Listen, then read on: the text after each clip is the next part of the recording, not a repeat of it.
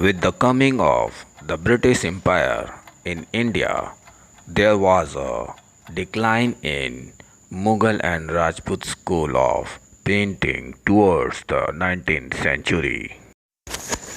Britishers tried to develop Western art in India and try to prove that India had no identity of its own.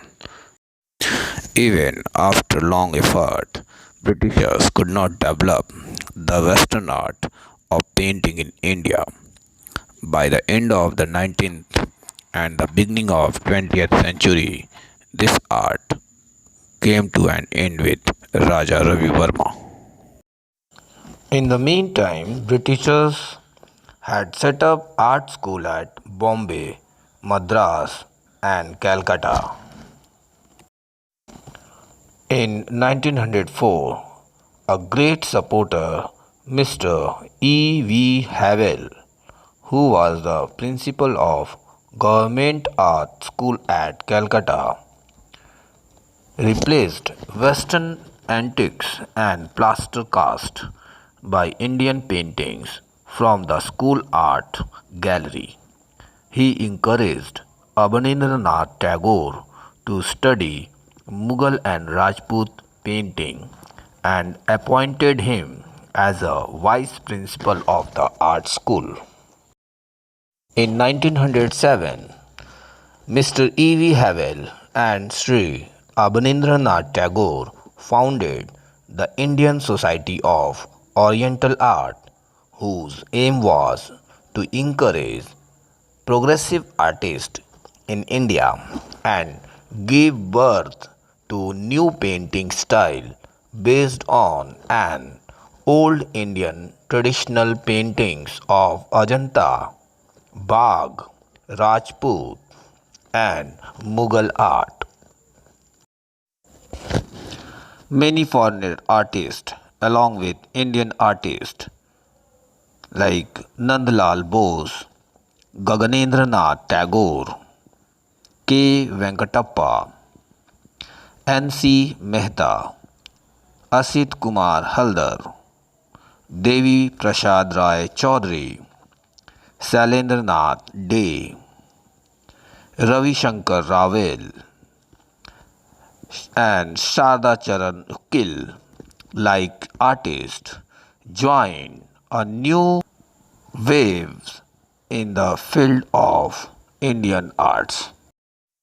These Bengal artists learned Japanese wash technique and synthesized it with European watercolor to create a new method of tempera mixed with wash watercolor technique, and it established the hallmark of Bengal School of Art. They did different experiments like Chinese cloth painting, Japanese woodcut and wash technique, ink and tempera, and fused with their medium with Indian tradition in mind. In 1908, Lady Herringham came to India. She got the painting of Ajanta copied by Nandlal Bose, Asit Kumar Haldar, K. Venkatappa, and Samanendranath Gupta got the same published in the Indian Society, London. The painting, which were published and were widely acclaimed in the European journals and established the greatness of ancient Indian painting. Sri Anand Kumar Swami arranged several exhibitions of Indian painting in foreign countries, which resulted in obtaining respect and fame for the Indian painting in other countries also. Mr. Percy Brown, Sri John Woodruff, N.C. Mehta, and O.C. Ganguly encouraged these artists with their appreciation. So, this renaissance of Indian art spreaded in every part corner to the country. Special art centers were born at Delhi, Punjab, Gujarat, Mumbai, Lucknow, Jaipur, Cuttack, and Hyderabad, etc. Thus, under the influence of Principal Mr. E.V. Havell and Abanindranath, Indian artists looked back at the traditional painting of Indian with respect and got themselves separated from the blind copying of the lifeless Western realism.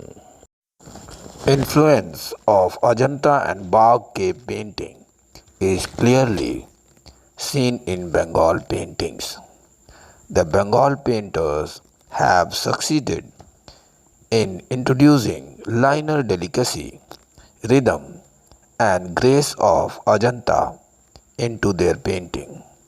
The impact of Mughal and Rajasthani school is also visible in the painting.